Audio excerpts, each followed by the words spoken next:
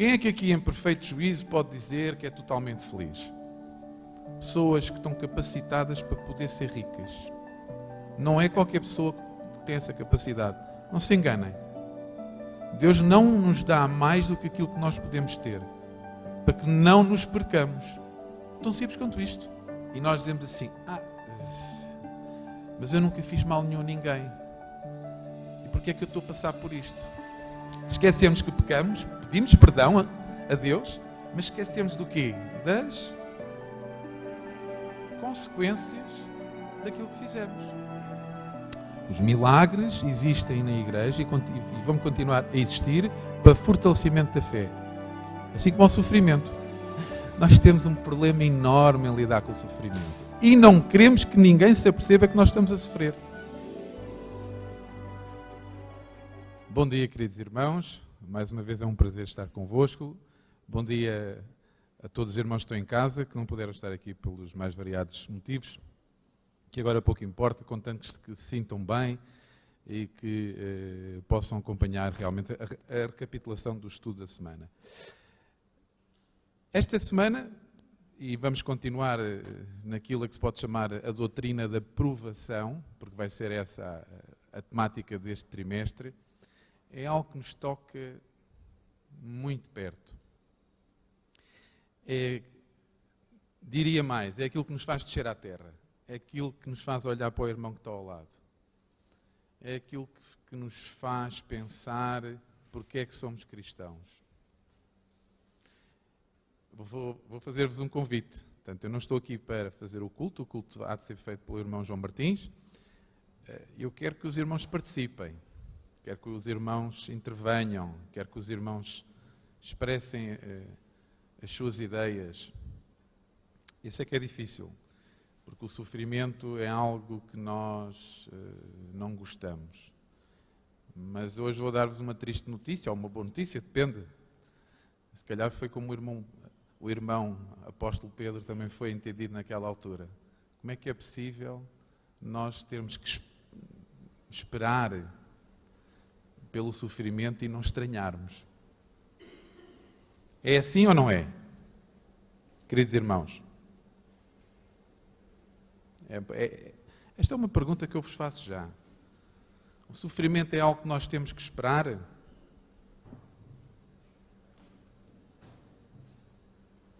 O que é que diz o verso áureo? Amados, noutras traduções diz amigos, não estranheis a ardente prova que vem sobre vós para vos tentar, como se coisa estranha acontecesse. Quem é que aqui em perfeito juízo pode dizer que é totalmente feliz? Há alguém? Quem é que pode levantar a mão e dizer eu sou totalmente feliz? Quem é que aqui é capaz de olhar para o lado e pensar assim, será que o meu irmão é totalmente feliz? Será que eu, quando me sinto muito feliz e tenho um irmão que está ao meu lado, que eu até tenho, ou tive a noção de que esse irmão se sentia mal, eu sou capaz de estar assim tão feliz? É o totalmente, não é o ser feliz. O totalmente, a totalidade, a plenitude só se consegue quando Jesus voltar e quando este mundo for regenerado. Até lá, o totalmente nunca existirá. Agora, ser feliz, digamos, em termos relativos, em relação ao que se passa ao meu lado, eu posso dizer que sou feliz, graças a Deus. Agora, há sofrimento, claro, no mundo tereis aflições, disse Jesus. Portanto, enquanto estivermos neste mundo, teremos aflições, de vária ordem. Mas a segunda parte deste versículo é brutal, mas tende bom ânimo. Eu venci o mundo. Portanto, continua a dar a dica no bom sentido de dizer que há um meio de, e esse meio é só por Cristo. Obrigado, Filipe. Nós vamos continuar realmente esta semana a estudar o pormenor do cadinho. Por acaso é engraçado esta palavra, o cadinho, até parece que é um diminutivo, não é? Mas não é. É como o caminho e como outras palavras que acabam em inho, o pergaminho, são tudo palavras que não são diminutivo de nada. Os espanhóis e os irmãos no Brasil usam um termo que é o crisol, que me parece assim até mais, sei lá, um nome diferente.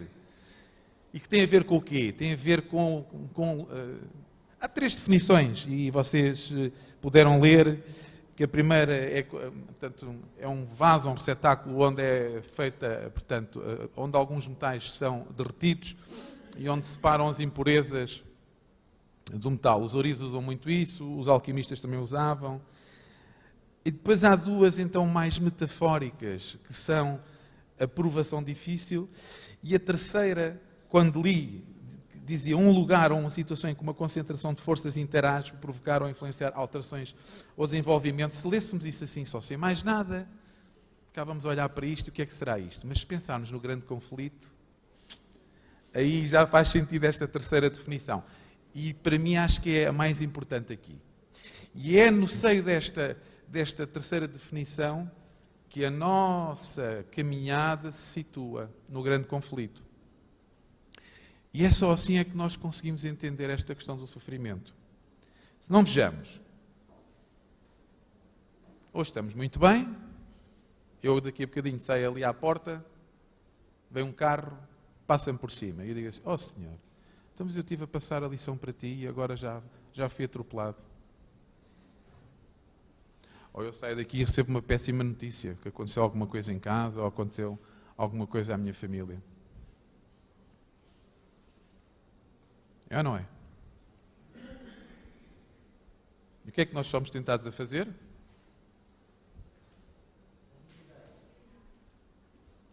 Aqui o Filipe. Quem é que falou? Somos tentados a duvidar. A duvidar. Então, mas eu não me tornei cristão para ter uma vida boa.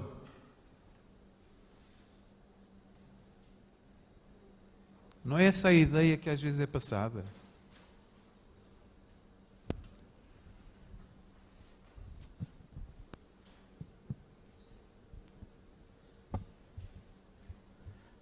Irmão, você falou que nós, temos a tendência de duvidar. Nós não somos cristãos. E aqui tem uma pergunta, a minha lição talvez seja um pouco diferente da sua, que é a minha lá do Brasil. Diz assim, por que passamos por momentos difíceis? Eu queria saber que resposta que nós podemos dar a uma pessoa que faz uma pergunta dessa, que nós somos cristãos, servimos a um Deus verdadeiro, um Deus, que é poderoso. Aí a pessoa vai e te pergunta, por que vocês passam por momentos difíceis também? Passam fome, sede, febre, igual você falou, o carro pode passar, atropelar, fazer tudo. Que resposta nós podemos dar para uma pessoa que faz uma pergunta dessa? Pode ser ali que o irmão Luís Mesquita vá dar essa resposta. Na verdade, eu usaria da retórica e faria uma outra pergunta para essa pessoa, no sentido de com quem você quer passar por esse momento. Porque aqui a terceira definição ela é muito clara. Se nós enxergarmos do ponto de vista do ser humano, que não tem essa visão do cristianismo, ou mesmo o próprio cristão, que na verdade não conhece, é cristão, mas por qualquer contingência não foi educado dentro da palavra, ele vai pensar que o sofrimento é algo que não possa estar perto de quem acredita em Cristo.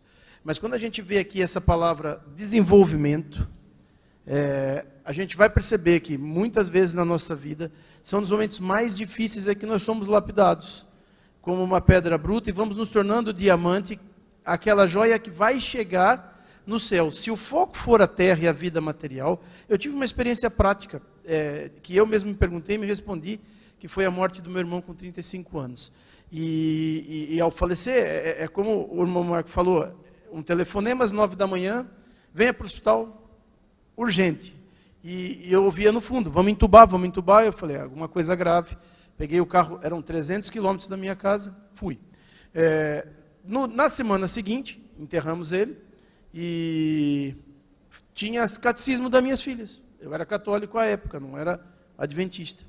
E por um acaso tinha reunião de pais e no círculo bênçãos de Deus. E aí todos, eu consegui, graças a Deus, o meu emprego que um tinha pedido, e foram conseguindo coisas. E aí eu levantei e falei, a minha hoje, a única coisa que eu posso dizer que é uma bênção, é eu estar aqui e ainda mais próximo de Deus. porque acabei de enterrar meu irmão e acabei por poder estar aqui hoje, porque eu acredito que esse não é o fim e que é com ele que eu vou passar por isso. Então, com quem você vai estar é a pergunta que você tem que fazer para quem te pergunta por quê. Aí o Carlos. Irmãos, aqui o verso áureo tem uma parte que é bem interessante aqui, né? Que diz assim: amados, não estranheis a ardente prova que vem sobre vós, para vos tentar como se coisa estranha vos acontecesse. Mas aqui a parte interessante: mas alegrai-vos no fato de serdes participantes das aflições de Cristo. O que a gente ouve hoje no mundo evangélico é que o fato de se tornar cristão se tornou algo na sua vida maravilhoso, no fato de que você não tem mais problemas. E que se você estiver passando por uma dificuldade é porque Deus não está contigo, né? Com você. É verdade. E que a pergunta que o irmão fez ali, né? E muitas vezes na nossa cabeça nós entendemos que o fato de eu ser cristão me cria uma condição de que o problema não vai me atingir. Isso é um falso eu. E como diz a lição, é na provação, é no fogo, é na dificuldade que Deus usa para tentar me transformar e me alcançar. Então, a dificuldade, muitas vezes, irmão, ali respondendo, né, para o irmão ali que perguntou, a dificuldade me torna alguém melhor, porque é na dificuldade que eu consigo, às vezes, perceber a minha insignificância, a minha necessidade de Deus. Então, o irmão perguntou como eu responderia, né? Eu responderia da seguinte forma: Deus, pela sua misericórdia, muitas vezes permite que a dificuldade chegue à minha vida, porque o interesse dele é a salvação, né? E a provação é uma forma de eu poder estar mais perto dele. É verdade. Obrigado, Carlos. Filipe, está ótimo, está perfeito. Eu vou-me sentar e os irmãos passam ali, está fantástico. Ótimo, ótimo. Obrigado. O que eu queria dizer é ir direto na resposta.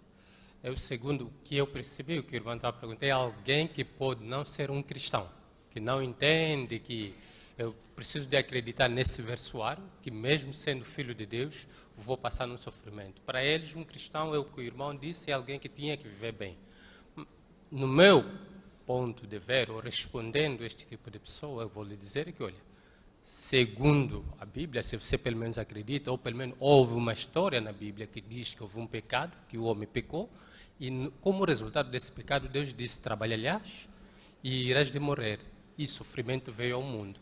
Então, neste sofrimento, existia um homem como Jó, que era um homem justo, que não fez nada, mas ele também fez parte do sofrimento. Então, todos estamos num círculo que temos que trabalhar, temos que ficar doente, temos que morrer um dia. Então, não importa ser cristão ou não cristão. Só que o bom de ser cristão é que o meu sofrimento, tenho esperança que quando eu morrer, eu posso ficar doente com uma doença crônica, eu tenho a quem me pegar, mesmo no momento difícil do desespero. Essa é a diferença de eu e você que não acredita em Deus. Na sequência do que já foi dito, esta é a importância do cadinho, do crisol. O próprio Cristo passou por um crisol que todos nós não poderíamos de forma nenhuma suportar. E ele diz, vamos ter aflições, mas o meu exemplo serve para isso. Eu venci tudo isto. Ou seja, o nosso sofrimento nunca será tão forte como o de Cristo. Nunca. Mas deve servir sempre para purificação e para transformação do meu caráter. Não nos esqueçamos que é a única coisa que nós vamos levar desta terra. Não vai ser nada mais senão o nosso caráter. E a formação do caráter passa por um processo de refinamento. Daí o crisol, daí os cadinhos. Portanto, se eventualmente alguém se queixa, temos que pensar que neste mundo, enquanto houver pecado, haverá sempre sofrimento. E nós não podemos escapar a isso. Nós estamos neste mundo, também estamos sujeitos ao pecado. Agora, como é que conseguimos resistir? De que forma é que eu posso reconhecer que pequei? Esse é que é o processo de purificação do meu caráter. Já agora eu também queria falar, só para dizer que tudo depende da maneira como eu encaro. E aqui é que faz a diferença. É que eu posso encarar como um problema, e aí eu vou abaixo, como eu posso encarar como algo que me está a fortalecer e a desafio. colocar mais perto de Cristo. E se eu encarar, e isso é extremamente bom, quando nós passamos pelo desafio, e todos aqui se calhar já passámos por isso, e quando olhamos para trás e vimos aquilo que passamos, damos graças a Deus e podemos sorrir. É Mas verdade. quando passamos para a altura, todos nós questionamos Deus, como falámos no início, e perguntamos porquê eu? Se sou uma pessoa que vai à igreja, que dou o meu dízimo, etc., porquê eu? Mas isso faz parte do crescimento. Quem era? Não, não era. acho que agora não tem ninguém. Pegando ali um bocadinho naquilo que o irmão Carlos disse, é uma grande verdade. Hoje o mundo cristão, evangélico e outras denominações, acreditam muito na doutrina material, na posse, no ter. E quem não tem é porque não é abençoado por Deus. Bem, pensando nisso, e lendo algumas coisas e ouvindo algumas coisas, realmente, se o cristão se baseasse nas posses, quando as perdesse, era um bocado complicado. Porque a pessoa começa a pensar, então, mas o que é feito da minha vida? Eu que pensava que ia ser abençoado a pontos de ser rico, e afinal nunca o fui. Ou nunca o vou ser. E farto-me é de sofrer. E até parece que nós nos tornamos cristãos, somos masoquistas. Procuramos o sofrimento. Agora, há aqui uma questão que é muito importante. E nós temos a mania de compartimentar as coisas. Somos muito redutores. E a lição alerta-nos para isso. Temos a mania muitas vezes que tudo o que é bom vem quê? Vem de Deus, não é? E tudo o que é mau vem de Satanás, não é? E é por isso é que estas doutrinas nascem. Estas doutrinas do materialismo. Porque dizemos então, se Deus não me abençoa, se Deus me faz sofrer, é ou não é? O que é que Jó disse? Por acaso Jó é daquelas personagens bíblicas que mais me impressiona. Jó foi, digamos que Deus permitiu que Satanás utilizasse Jó. Apenas só que não lhe tirasse a vida. Mas a vida dele, a partir de um certo momento, que foi um crisol brutal. Um bocadinho. E o que é que ele dizia? Porque é que os maus podem continuar a viver e ficam mais ricos conforme vão envelhecendo? Isto até quase parece um paradoxo, não é? Como é que é possível? Nós cristãos não somos assim. Não quer dizer que não existam pessoas que entre nós não sejam ricas e que não vão enriquecendo, tal e qual como diz aqui, e sendo cristãos. O sol não nasce todos os dias para toda a gente. Não chove tanto em cima dos bons como dos maus. Faço-vos uma pergunta. Se nós fôssemos completamente felizes, tivéssemos tudo nesta terra, que desejo tínhamos nós de ir para a terra prometida? Nenhum. Honestamente, nenhum. Sentíamos tão bem aqui, tão bem, tão bem, tão bem. Um dia quando Jesus viesse, dizer, mas eu estou aqui tão bem, o que é que eu almejo? A vida eterna. Esta é que é a questão. O sofrimento é algo que nunca nos vai deixar por causa disso. Porque nós não fiquemos estagnados, não fiquemos parados. Depois temos aqui outro pormenor. Satanás. Um grande pormenor. Sim, Carlos. Só um bocadinho. Satanás. Muitas vezes esquecemos que ele existe. Por incrível que pareça, não é? E quando é que nos esquecemos que ele existe? Quando as coisas nos correm quê? Bem, não é? Mas quando as coisas nos correm mal, aí, oh Deus, por favor, protege-nos do diabo. Sede sóbrios, vigiai, porque o diabo, vosso adversário, anda em derredor. Eu achei interessante esta expressão, anda em derredor. Achei muito interessante. E fui ver, derredor e redor. Porquê é que não é redor? Porquê é que é em derredor?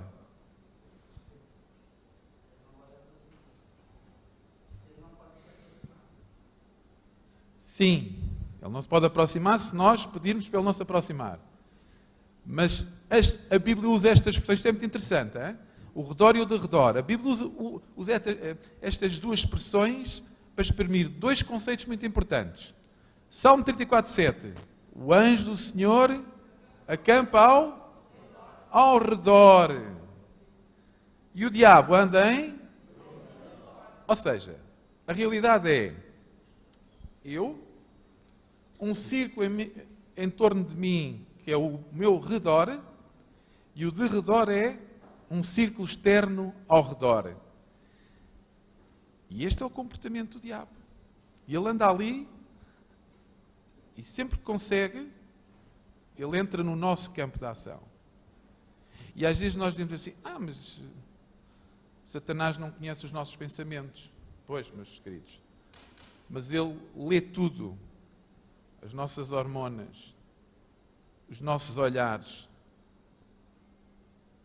tudo. O que é que falta para ele conhecer os nossos pensamentos? Praticamente nada.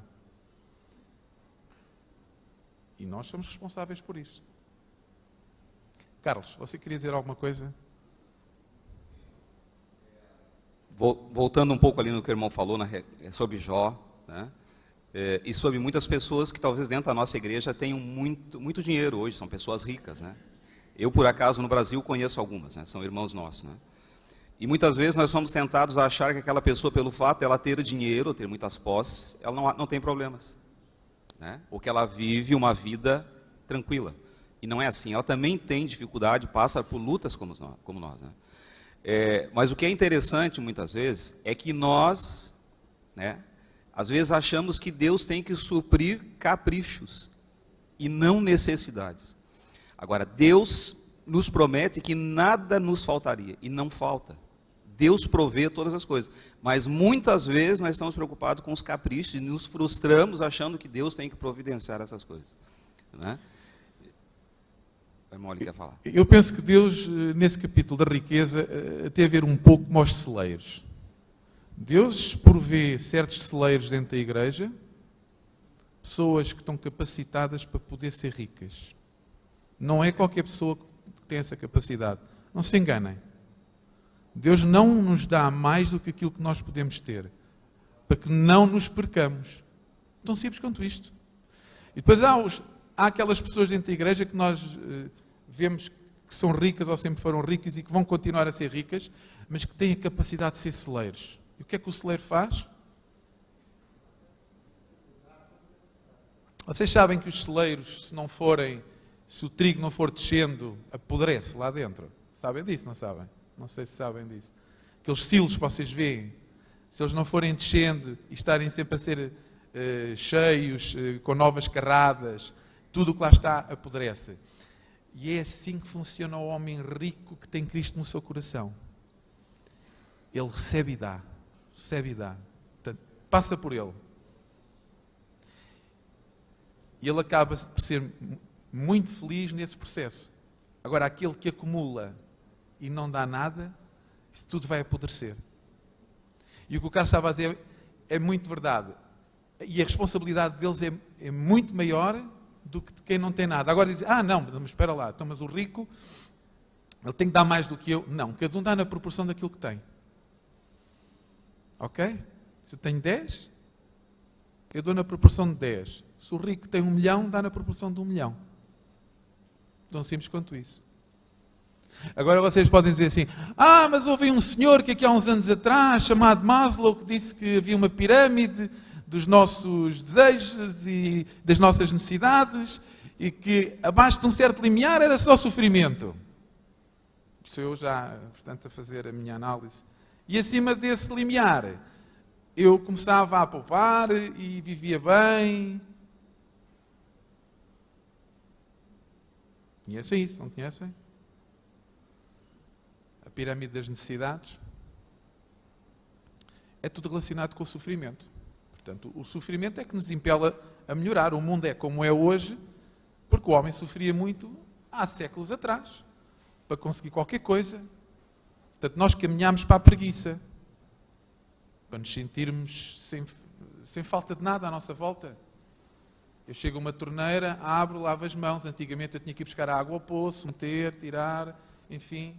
Eu queria tomar um banho, tinha que ir aquecer a água numa lareira. Agora não, eu ligo o esquentador e fico chateadíssimo se o gás faltou ou houve uma situação qualquer, cortaram a água. E estas pequenas coisinhas todos os dias fazem com que nós nos acomodemos, e quando vem uma réstia de sofrimento, uma coisa qualquer que nos faz sofrer, estamos logo a reclamar da nossa vida. Esquecemos é que somos pecadores. Filipe, há bocadinho disseste muito bem. Nós não somos capazes de imaginar o que é que Jesus sofreu. E nunca ninguém vai conseguir suportar um sofrimento igual só por um simples motivo. Jesus nunca pecou. Jesus era completamente inocente. E teve que suportar o castigo, um dos piores castigos, que na altura então era o pior castigo de todos. Era o castigo que era dado às pessoas mais infames que havia no Império Romano, que era a morte de cruz. Então ele foi crucificado com 2 salteadores, um de cada lado. E nós dizemos assim, mas eu nunca fiz mal nenhum a ninguém. E porquê é que eu estou a passar por isto? Nós às vezes até nos queremos comparar. Queremos comparar sofrimentos. Esquecemos que pecamos, pedimos perdão a Deus, mas esquecemos do quê? Das consequências daquilo que fizemos. E das consequências ninguém nos livra. Sim, Luís. Das consequências ninguém nos livra. É o Filipe ou o Luís? E depois é o Luís. Tinhas falado há pouco da atitude de Satanás. O derredor, o andar de derredor. Estando uma linha um pouco mais atrás, a capacidade de visão é melhor, ou seja, vê-se numa amplitude um pouco maior e consegue-se passar mais despercebido do que estar muito próximo. Porque se há coisa que Satanás é persistente. Não nos esqueçamos disso. Ele não desiste. Só desiste quando tem a certeza que esta pessoa já não quer saber nada, absolutamente nada, está dominado. De Cristo. Isto está completamente dominado. Voltando ao sofrimento de Cristo, a prova evidente de que ele sofreu muitíssimo mais do que aquilo que nós somos capazes de suportar foi ter suado gotas de sangue. É verdade. Ninguém com uma saúde mesmo boa consegue chegar a esse extremo. Não imaginemos que tensão arterial tinha Jesus nesse momento. Não podemos imaginar. Qualquer aparelho não conseguiria medir. Okay? Nem humanamente seria suportável. Nem humanamente seria suportável. Mostra também que, apesar de ser humano, Jesus Cristo tinha não só uma dieta, mas um estilo de vida muito adequado para poder suportar aquilo que ele suportou. Aquele sofrimento. Porque, teoricamente, ele deveria ter morrido antes de estar em cima da cruz. Teoricamente. A angústia.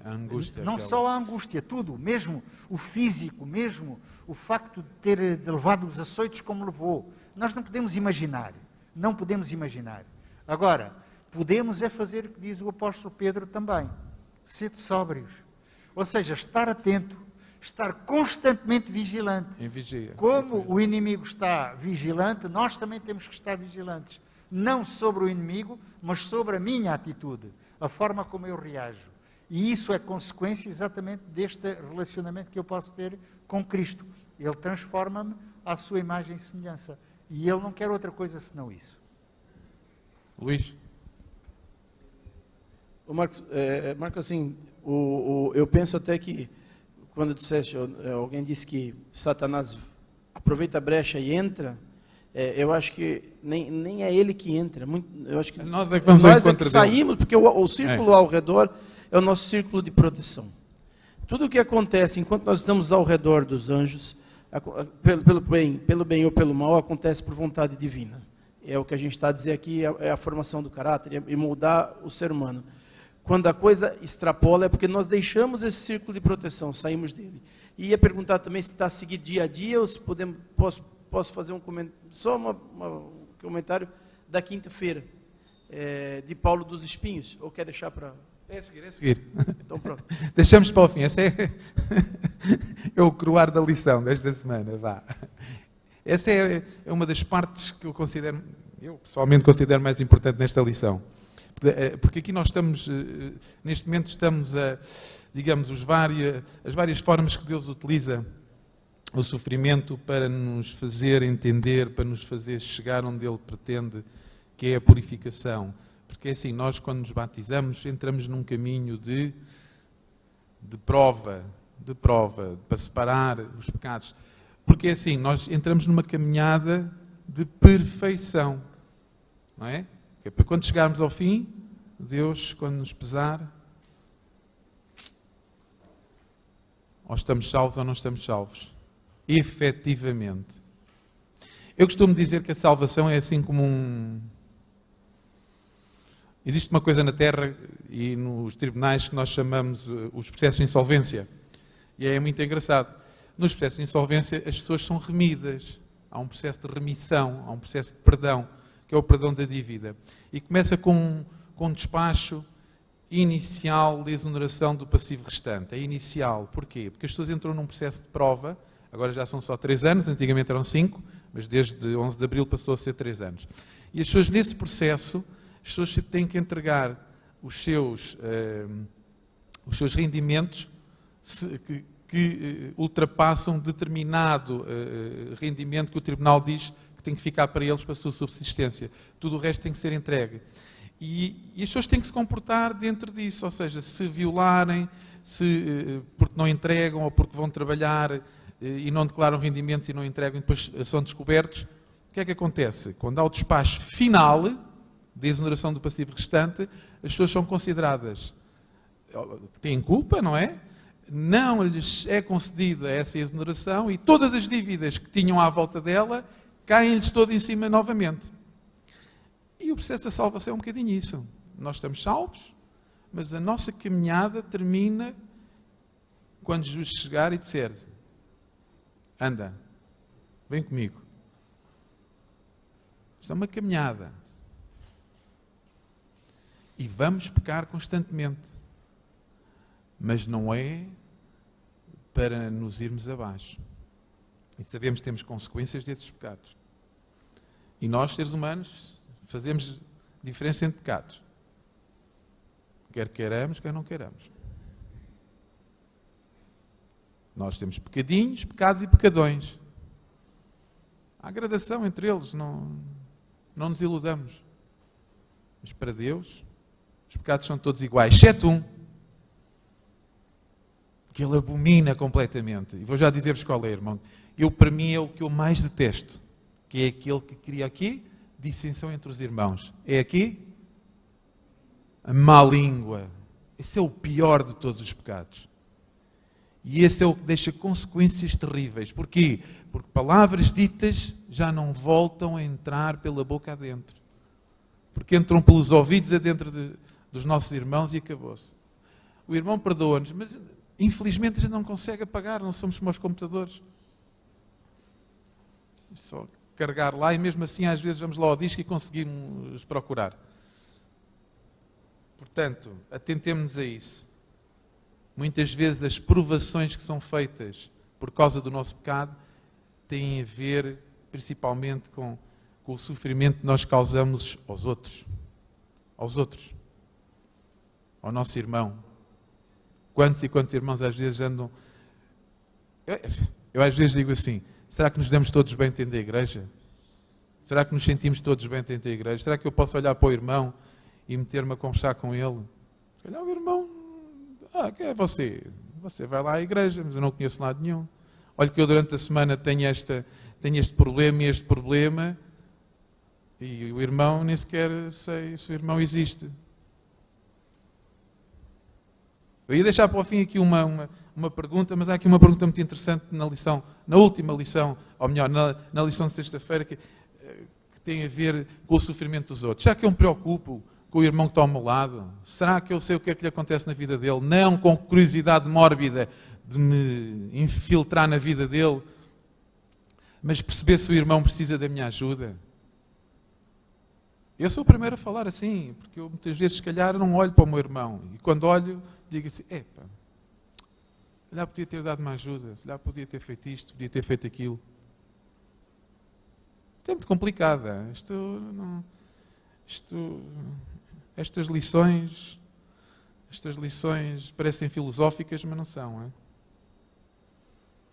Caímos aqui no caminho, no caminho, no cadinho, no crisol da purificação. Portanto, assim diz o Senhor dos Exércitos. Isto era uma coisa que Deus fazia constantemente com o povo. Constantemente. Eis que eu os fundirei e os provarei. Porque de outra maneira procederia com a filha do meu povo. Deus faz constantemente isto com o seu povo. Constantemente. Constantemente. Este processo de purificação. Isto quase podia ser o resumo da lição. Este processo de purificação está em contínuo.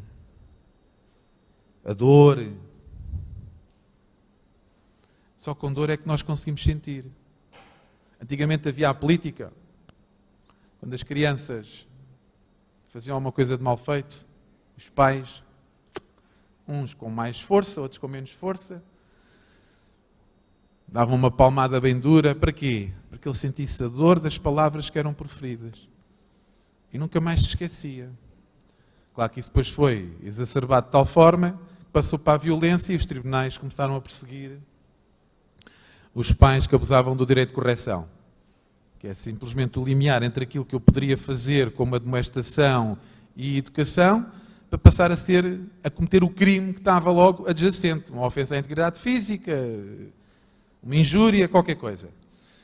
Estão a ver? Portanto, e as pessoas, como deixaram de conseguir fazer essa diferença, os tribunais tiveram que se interpor e dizer, não, acabou. Agora vamos só tratar as crianças com palavras, tentar educar ao máximo, de forma a não criar seres que na sociedade depois se tornem violentos mais tarde e reproduzam esses resultados. Muitas vezes é o que acontece nas suas famílias. E na lição, e eu por acaso até sublinhei aqui, porque achei muito interessante o processo que tem a ver com a purificação. E não queria deixar de ler, porque achei muito importante realmente, em que primeiro experimentamos a dor quando Deus permite que as circunstâncias chamem a nossa atenção para o nosso pecado.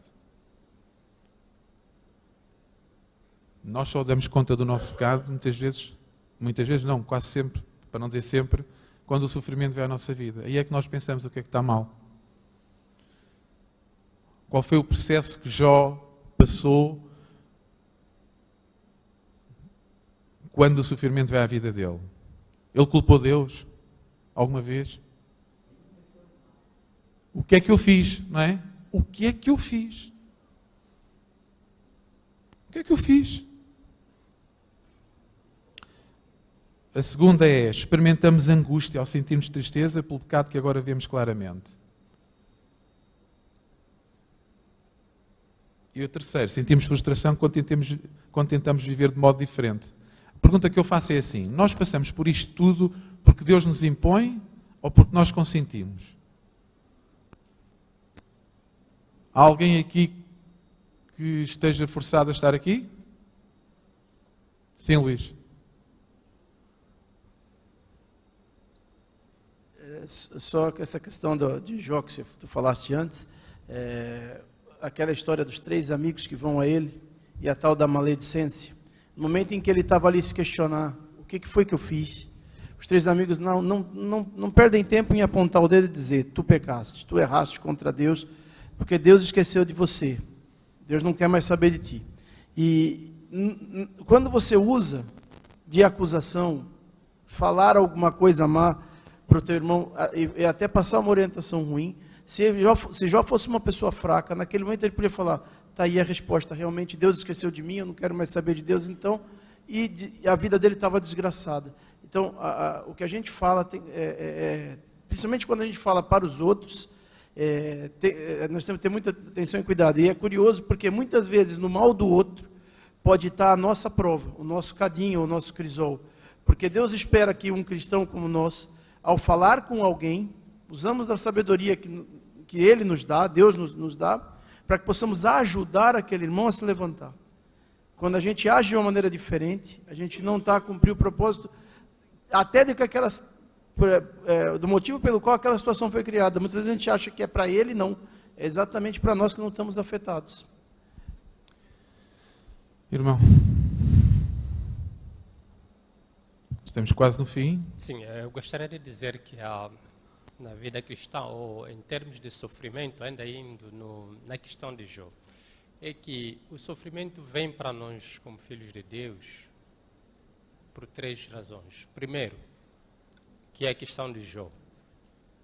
Deus sempre mostra que existem filhos fiéis mesmo no meio do sofrimento.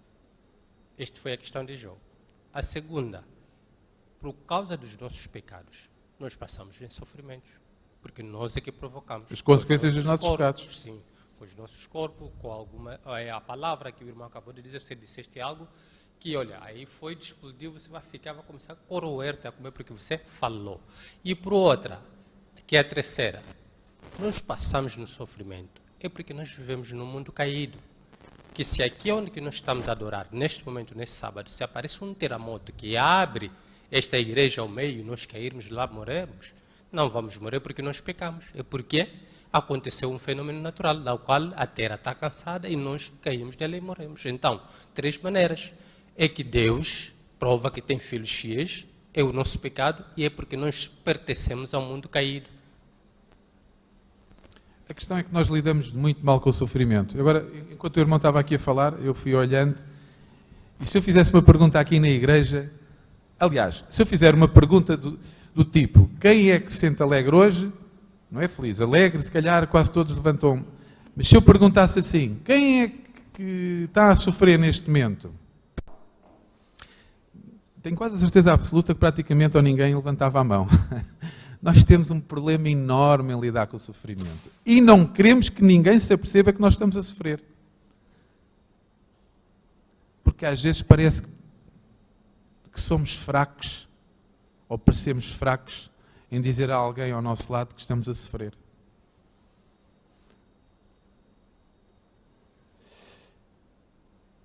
Isto, irmão?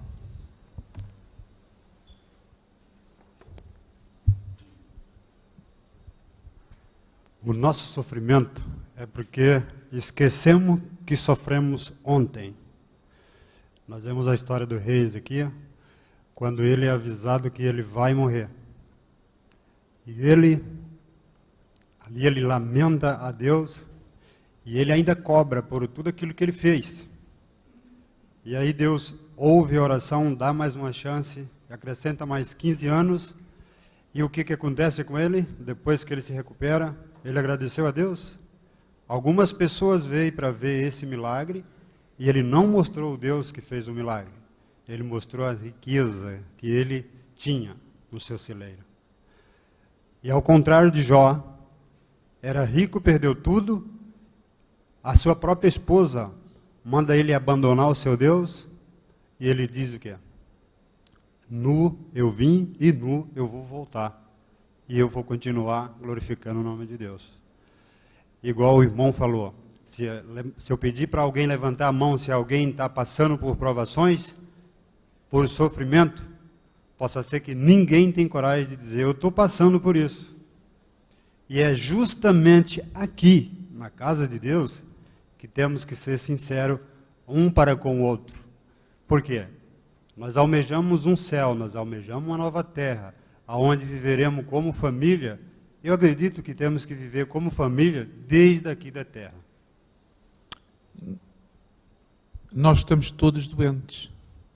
E isto é um hospital. Não nos convençamos que isto é uma colónia de férias. É que no dia em que isso acontecer, não estamos aqui a fazer absolutamente nada. O grande médico vem cá todo santo sábado. Ele acompanha-nos todas as semanas. Porque a nossa doença do pecado é uma doença que está entranhada na nossa alma, na nossa massa. E faz de nós quem nós somos. Quem é que quer falar? Por acaso eu estava a pensar em si, pastor. Quando se trata do sofrimento espiritual, nós às vezes escondemos a realidade. Quando ele é visível é diferente. Já fui pastor há muitos anos e lembro-me quando antigamente havia alguém que tinha um problema e pedia as orações pela igreja, era identificado. A irmã fulano, cicrano, quer que a gente ore, e se identificava. Hoje faço essa pergunta, porque já sei como é, mas quer que mencione o seu nome? Não. Mencione apenas que há uma pessoa que necessita da sua ajuda. No entanto, quando se trata dos nossos males físicos, minha mãe, o que nós temos ali, o relambório todo, não é? Expomos a nossa vida, dói-me aqui, dói-me ali, dói-me acolá. E é uma pena, não é? É uma pena que seja assim. É verdade. E às vezes, o próprio Deus expõe a nossa vida física. A vida física é quase escrutinada por todos os irmãos. E depois, nem sempre acontece o que aconteceu com Ezequias. Deus dá a oportunidade e é para a glória de Deus. Atenção. E é para quê? Para engrandecimento, ou melhor, para fortalecimento da fé daqueles que acompanham e vê. Os milagres existem na igreja e vão continuar a existir para fortalecimento da fé. Assim como o sofrimento. Portanto, está o exemplo de Ezequias na Bíblia, mas há outros exemplos de pessoas que recuperaram, e ainda hoje isso acontece, e que nós sabemos que não foi para a perdição. Mas a lição, quem é que quer falar? O irmão? Bom dia, irmão. Serei breve. Com certeza. Em 2013, numa sexta-feira, dia dos professores, me lembro. Eu saía de minha casa, voltando para o trabalho, sofri um acidente, perdi aos 47 anos de idade a vista do olho direito. E nesse interino, nesses momentos de dor e sofrimento, perguntava a Deus, por quê? Estava como ancião de igreja e pronto, uma vida tranquila, sossegada. Eu fui atingido física e espiritualmente nesse acidente. Quando pergunto a Deus por quê, imprenso Deus na parede e exijo uma resposta de Deus. Quando deveria perguntar a Deus, para quê? Para quê? Há algum propósito nisso? Mas perdi o chão, perdi o teto, perdi tudo, quase entrei em depressão, se não fosse por minha família, minha esposa, meus amigos. Isso tudo então passou. E agora no dia 14 de dezembro, aqui em Portugal, no Pinhal Novo, vinha voltando do trabalho, e um indivíduo com a carrinha, já um pouco embriagado, bateu de frente no meu carro. Eu fiquei 9 dias no hospital, furei o pulmão e tive uma série de complicações. Diferente de 2013, no banco do meu carro sentado, com as ferragens em cima de mim, e pronto, ninguém conseguiu abrir as portas do carro, eu não perguntei a Deus nem por quê, nem para quê, mas eu orei e pedi a Deus, Senhor, não me deixa morrer aqui, porque o meu pulmão já estava furado, eu não conseguia mais respirar. E eu orei a Deus e pedi, Senhor, não me deixa morrer aqui. Então esse tempo de 9 anos me fez melhor espiritualmente. E eu pude então me aproximar mais de Deus nesse sentido. Quando lá atrás eu perguntava a Deus por quê, e exigia uma resposta de Deus, agora eu orei e pedi a Deus para que eu não morresse dentro do meu carro. E quando os bombeiros me tiraram, então eu disse, agora eu não morro mais. O Senhor teve misericórdia e bondade da minha vida e vai me dar mais um tempo nessa terra. Então, irmãos, é difícil falar sobre o sofrimento, sobre a dor, é complicado. Se o seu dedo mindinho está inflamado, você não sente menos dor do que o meu olho que foi perfurado. E eu perdi instantaneamente. ou que meu pulmão e parte do meu corpo foi sacudida dentro de um veículo. A dor é a mesma, é a sua dor, é a minha dor, é o meu sofrimento, é o seu sofrimento. Como vamos passar por isso? E no hospital, deitado no leito, um irmão, também sofrendo na outra cama, dizia o seguinte: que nós soframos acidentes, tudo bem, que nós, outro dia eu estava conversando com minha esposa a respeito, que tenhamos uma doença terminal, tudo bem, mas por que a dor? Por que tudo isso vem acompanhado de dor? E o irmão respondeu aí na frente, né, para purificar. Tudo faz parte da purificação, de nós nos tornarmos melhores, mas é muito complicado falar sobre a dor e o sofrimento. Cada um tem a sua, de forma individual, e que deve ser respeitado, como foi respeitada a dor de Jó. Obrigado. Obrigado, irmão. Amém pela sua partilha. É uma partilha vivida na primeira pessoa. E parecendo não... 2 minutos para terminar. O irmão introduziu a lição de sexta-feira, embora não tenha feito para... tenha seguido... Houve uma certa sequência, mas a lição de sexta-feira é realmente um pouco daquilo que o irmão disse, se não quase tudo. Tem a ver com a maturidade que nós temos que atingir com o sofrimento. Não estar sempre a questionar Deus, ou pôr em causa o sofrimento que vem à nossa vida, mas que conformarmos com esse sofrimento. E o apóstolo Paulo é o exemplo disso. Quando o espinho que veio à vida dele, e era um espinho porquê?